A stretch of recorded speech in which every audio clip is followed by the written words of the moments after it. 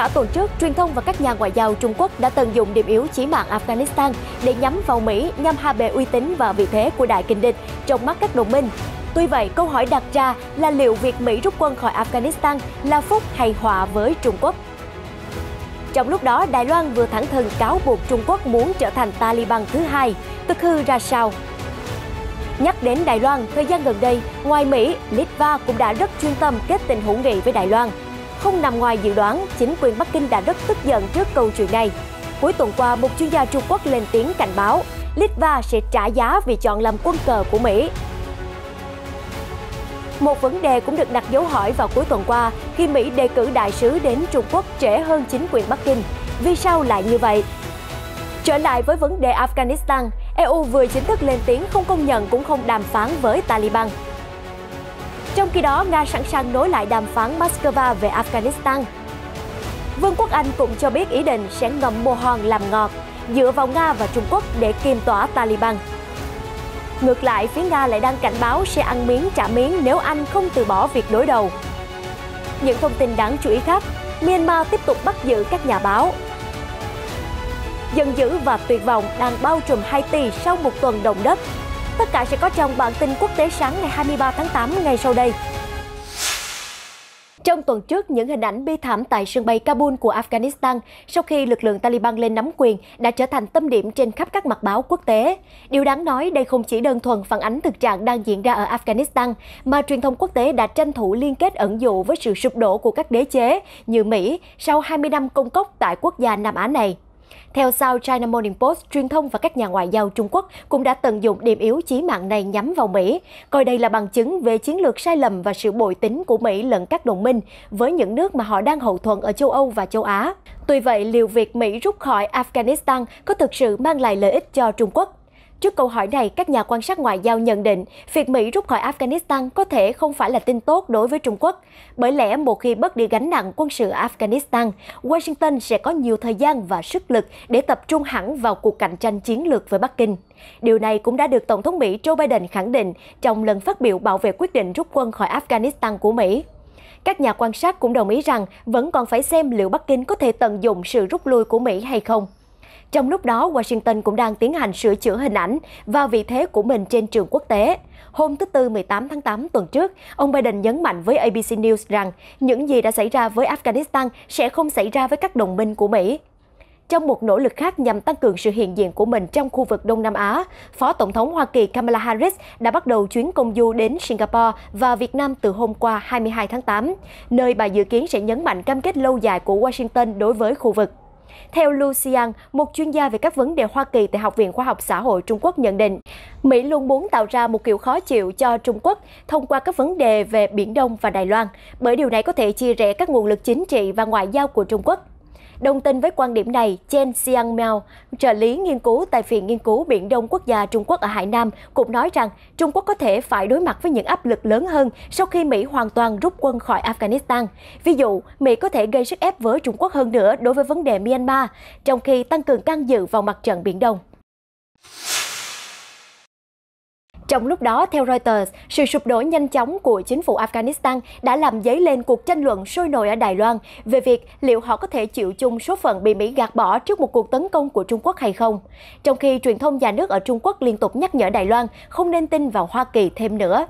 Tuy vậy, vào cuối tuần qua, người đứng đầu cơ quan ngoại giao của Đài Loan, ông Joseph Wu, đã lên tiếng cáo buộc Trung Quốc đang muốn trở thành một Taliban thứ hai và mạnh mẽ khẳng định hòn đảo có đầy đủ ý chí lẫn phương tiện để tự vệ.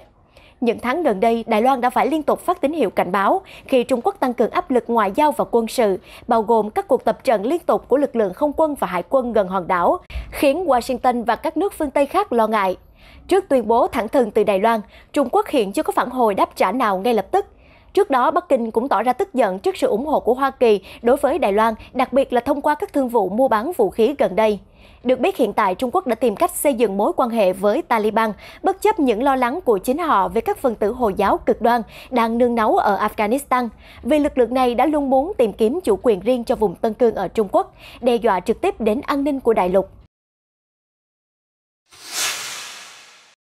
Cũng liên quan đến câu chuyện giữa Đài Loan và Trung Quốc, tờ Hoàn Cầu Thời báo của Trung Quốc mới đây vừa đăng tải lời cảnh báo của các chuyên gia dành cho Litva, đất nước thể hiện sự ủng hộ mạnh mẽ với Đài Loan trong thời gian gần đây. Cụ thể, các chuyên gia cảnh báo rằng trước việc Litva thể hiện lập trường đứng về phía Mỹ bằng cách liên tục khiêu khích Trung Quốc về vấn đề Đài Loan, điều này sẽ đẩy quốc gia Baltic nhỏ bé này vào thế bị cô lập hơn nữa và dẫn đến việc nước này cuối cùng sẽ mất đi lợi thế như một trung tâm giao thương của châu Âu.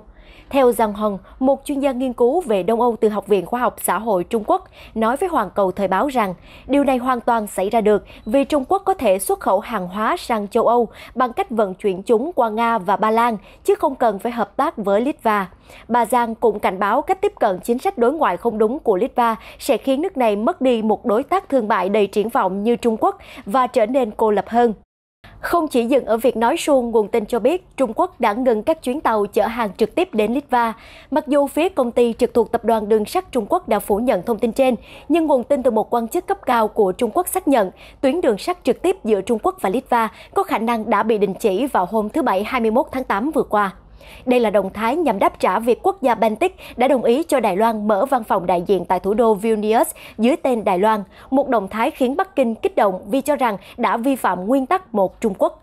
Bắc Kinh trước đó đã triệu hồi đại sứ Trung Quốc tại Litva và yêu cầu Litva triệu hồi đại sứ của mình trở về. Theo báo cáo được Hoàn Cầu Thời báo trích dẫn, quốc gia vùng Baltic luôn có chiến lược xây dựng mình thành một trung tâm vận tải khu vực và trung chuyển hậu cần quốc tế. Riêng cảng Klaipėda đã cung cấp hơn 58.000 việc làm cho đất nước và đóng góp tới 6,13% GDP của quốc gia này. Mặc dù vận chuyển hàng hóa quốc tế đã bị phá hủy vào năm ngoái, trong bối cảnh đại dịch, Litva vẫn trở thành trung tâm trung chuyển mới của châu Âu và thương mại song phương giữa Trung Quốc và Litva đã tăng 16,9% so với cùng kỳ năm ngoái trong nửa đầu năm. Do vậy, tờ báo Trung Quốc dẫn lời của một chuyên gia nước này khẳng định rằng Litva sẽ bị kéo vào vũng lầy, cái giá phải trả cho việc chọn làm một quân cờ trong chiến lược của Mỹ chống lại Trung Quốc. Hồi thứ Năm tuần trước, 19 tháng 8, Bộ Thương mại Trung Quốc đã kêu gọi chính phủ Litva ngay lập tức sửa chữa quyết định sai lầm của mình, thực hiện các biện pháp cụ thể, hành động để cải thiện hạnh phúc của nhân dân hai nước và tạo điều kiện thuận lợi cho hợp tác kinh tế thương mại giữa hai nước. Cũng liên quan đến mối quan hệ Mỹ và Trung Quốc, cuối tuần qua, chính quyền ông Biden cũng đã chính thức đề nghị nhà ngoại giao kỳ cựu, cựu đại sứ Mỹ tại NATO Nicholas Burns làm đại sứ tại Trung Quốc. Được biết, Nicholas Burns là một trong những nhà ngoại giao giàu kinh nghiệm nhất của Mỹ, từng làm việc cho các chính quyền dân chủ và cộng hòa trong hơn 25 năm qua. Chính quyền ông Biden hy vọng lựa chọn này sẽ đóng một vai trò tích cực nhằm hàn gắn sự khác biệt và tránh hiểu lầm giữa Mỹ và Trung Quốc.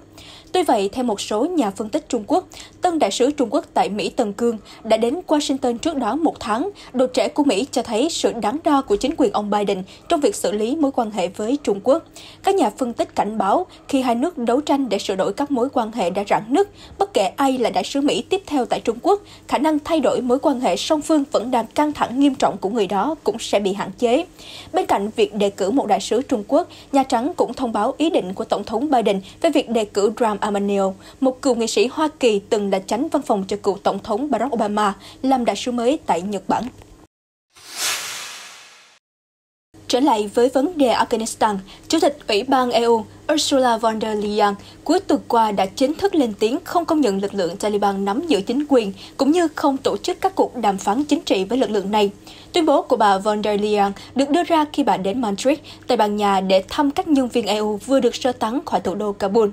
Bên cạnh đó, bà von der Leyen còn cho biết bà sẽ đề xuất tăng 57 triệu euro, tương đương 67 triệu đô la thêm cho khoản viện trợ nhân đạo mà Ủy ban EU đã phân bổ trong năm nay cho Afghanistan. Chủ tịch EU khẳng định rằng viện trợ phát triển của EU gắn liền với việc tôn trọng nhân quyền, đối xử công bằng với người dân tộc thiểu số và tôn trọng quyền của phụ nữ và trẻ em gái. Chúng tôi có thể nghe rõ những lời nói của Taliban, nhưng chúng tôi sẽ đánh giá họ trên tất cả bằng chứng từ những việc làm và hành động của họ. Không những vậy, bà von der Leyen còn khẳng định Ủy ban đã sẵn sàng cung cấp tài chính cho các nước EU để giúp tái định cư người tị nạn và bà dự kiến nêu vấn đề tái định cư tại một cuộc họp G7 vào tuần tới. Sau đỉnh điểm của làn sóng tị nạn năm 2015 với hơn 1 triệu người di cư đến EU, chủ yếu từ Syria, Afghanistan và Iraq, EU đã phải thực hiện một thỏa thuận với Thổ Nhĩ Kỳ cung cấp tài trợ cho nước này để tiếp nhận những người tị nạn. Ngoại trưởng Nga Sergei Lavrov cho biết nước này đã sẵn sàng quay trở lại bàn đàm phán hòa bình về vấn đề Afghanistan theo định dạng Moscow. Được biết, định dạng Moscow đề cập đến một loạt cuộc họp được tổ chức từ năm 2016 tại thủ đô của Nga với sự tham gia của đại diện các lực lượng chính trị Afghanistan và các nước liên quan. Ông Lavrov nhấn mạnh trong những năm gần đây, Nga rất tích cực tham gia các thỏa thuận nhóm 3 mở rộng gồm Nga, Mỹ, Trung Quốc, Pakistan. Định dạng Moscow đã được các nước công nhận là cơ chế hiệu quả nhất trong bối cảnh hiện nay, khi Afghanistan đã trở thành mối quan ngại chung không chỉ cho các quốc gia trong khu vực mà cả các nước cách xa chảo lửa Nam Á. Cơ chế này được hy vọng sẽ góp phần thúc đẩy các cuộc đàm phán hòa bình về Afghanistan và giúp các nước có thể tăng cường hỗ trợ quốc gia Nam Á này. Vị Ngoại trưởng cũng khẳng định Nga luôn ủng hộ Afghanistan xây dựng chính phủ chia sẻ quyền lực để giải quyết tình hình hỗn loạn trong nước. Trên thực tế, Taliban đang nắm quyền ở Kabul cũng như phần lớn thành phố và tỉnh khác của Afghanistan, nhưng vẫn có nhiều lực lượng chính trị đang nổi dậy. Do đó, Moscow mong muốn các bên đối thoại để thành lập một chính phủ nhận được sự ủng hộ tuyệt đối từ công dân Kabul và sớm đạt được mục tiêu hòa bình và ổn định đất nước. Hồi đầu tuần trước, Ngoại trưởng Lavrov cũng đã có các cuộc trao đổi với những người đồng cấp Mỹ, Trung Quốc và Thổ Nhĩ Kỳ về tình hình ở Afghanistan. Trong khi Nga và đồng minh thân thiết Trung Quốc của mình đang giúp sức để Taliban xây dựng chính quyền, thì Vương quốc Anh cũng có ý định ngầm bồ hòn làm ngọt dựa vào hai nước này để kiểm soát Taliban, bất chấp những mâu thuẫn khó xóa nhòa giữa các bên. Hôm 21 tháng 8, Ngoại trưởng Anh Dominic Raab cho biết nước này sẽ hợp tác với Nga và Trung Quốc để hạn chế những ảnh hưởng từ khủng hoảng Afghanistan, mặc dù điều này không dễ chịu chút nào. Anh và Trung Quốc gần đây có không ít xích mích xuất phát từ vấn đề Hồng Kông và các cáo buộc vi phạm nhân quyền đối với nhóm dân tộc Duy Ngô Nhĩ ở Tân Cương. Trong khi đó, London và Moscow cũng cơm không lành canh không ngọt kể từ vụ đầu độc năm 2018 bằng chất độc thần kinh do Liên Xô phát triển có tên Novichok của cựu điệp viên Hai Mang Sergei Skripal, người đã phản bội hàng trăm điệp viên Nga để cung cấp thông tin cho Cục Tình báo M16 của Anh. Tuy nhiên, trước tình hình căng thẳng ở Afghanistan, Anh phải đưa ra nhiều đối sách để giảm thiểu những tác động đến đất nước. Cựu Thủ tướng Anh Tony Blair cho rằng việc bỏ rơi Afghanistan là bi kịch và tiềm tàng nhiều mối nguy. Việc này không mang lại lợi ích gì cho quốc gia Nam Á và cả nước Anh. Ông lưu ý thêm, quyết định rút quân được thúc đẩy bởi chính trị chứ không phải chiến lược nào to tát, và khẳng định Anh đã suy nghĩ nghiêm túc cần phải làm gì tiếp theo sau khi Mỹ ít, thậm chí là không tam vấn với nước này về quyết định rút quân khỏi Afghanistan. Được biết, kể từ ngày 13 tháng 8, Anh đã sơ tán 3.821 người khỏi Kabul kể từ ngày 13 tháng 8. Trong đó có 1.323 người đã được sơ tán đến Anh Quốc, gồm nhân viên đại sứ quán, công dân Anh và những người đủ điều kiện theo chương trình chính sách hỗ trợ và tái định cư Afghanistan ARAP.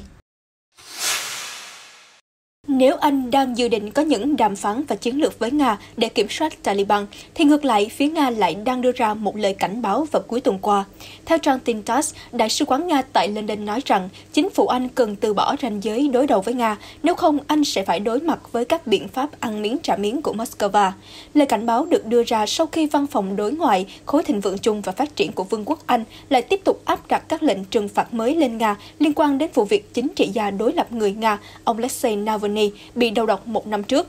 Theo Reuters, vào hôm 20 tháng 8, Anh đã cùng phối hợp với Mỹ áp đặt các biện pháp trừng phạt chung lên 7 cá nhân người Nga đều là thành viên của Cơ quan An ninh Liên bang Nga FSB vì nghi ngờ có liên quan trực tiếp hoặc gián tiếp đến vụ đầu độc cùng vào ngày 20 tháng 8 năm 2020. Ngay lập tức, Đại sứ quán Nga cho biết, chúng tôi kêu gọi giới lãnh đạo Anh từ bỏ lập trường đối đầu phi lý đối với đất nước của chúng tôi, sẽ có phản ứng tương xứng và đầy đủ đối với bất kỳ hành động thù địch nào. Các nhà ngoại giao chỉ ra rằng các biện pháp trừng phạt lặp đi lặp lại đối với Moscow liên quan đến vụ việc ông Alexei Navalny đã biến thành một quá trình hoàn toàn tách rời khỏi thực tế và trông giống như một hình thức, một cách để đánh dấu những ngày kỷ niệm. Hôm 20 tháng 8, Ngoại trưởng Singapore Vivian Balakrishnan đã phát biểu rằng tiến trình của Hiệp hội các quốc gia Đông Nam Á ASEAN tại Myanmar đã không đạt được hiệu quả như mong đợi. Ông Balakrishnan nói ASEAN đã hành động không hiệu quả và nhanh chóng như chúng ta mong đợi, mặc dù đây đúng là một vấn đề khó giải quyết. Cụ thể, hồi tháng 4, ASEAN đã công bố một thỏa thuận 5 giải pháp cho cuộc khủng hoảng ở Myanmar. Một trong số đó là bổ nhiệm Thứ trưởng Brunei làm đặc phái viên tại Myanmar vào đầu tháng 8. Ông Balakrishnan cho biết, ông Ông hy vọng biện pháp này sẽ có thể đem lại tiến triển nào đó và đặc phái viên sẽ báo cáo kết quả tích cực trước hội nghị thượng đỉnh các nhà lãnh đạo ASEAN vào tháng 11. Tuy nhiên, ông cảnh báo nhiệm vụ này chỉ có thể hoàn thành khi quân đội Myanmar tạo điều kiện để đặc phái viên làm việc với các bên liên quan. Theo dữ liệu từ Hiệp hội Hỗ trợ Tù nhân Chính trị AAPP, đã có 1.000 người tử vong kể từ cuộc đảo chính ngày 1 tháng 2 ở Myanmar. Tuy nhiên, con số thực tế có thể cao hơn nhiều.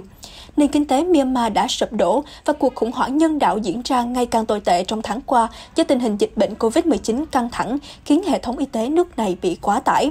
Ông Balakrishnan gọi đây là tình huống thảm khốc và cho biết ASEAN đang cố gắng can thiệp, tăng cường đối thoại với chính quyền quân sự và đẩy mạnh các hoạt động hỗ trợ nhân đạo. Một số nhóm nhân quyền cho rằng Singapore tuy nhỏ nhưng có ảnh hưởng kinh tế và chính trị mạnh mẽ ở Đông Nam Á. Họ tin rằng quốc đảo sư tử sẽ có tiếng nói ở Myanmar với tư cách là một trong những nhà đầu tư hàng đầu của nước này. Tuy nhiên, Ngoại trưởng Singapore cho rằng không nên quá đề cao vai trò của nước này ở Myanmar vì vốn dĩ các biện pháp trừng phạt kinh tế sẽ không ảnh hưởng nhiều đến chính quyền quân sự, dân thường mới là đối tượng dễ bị tổn thương.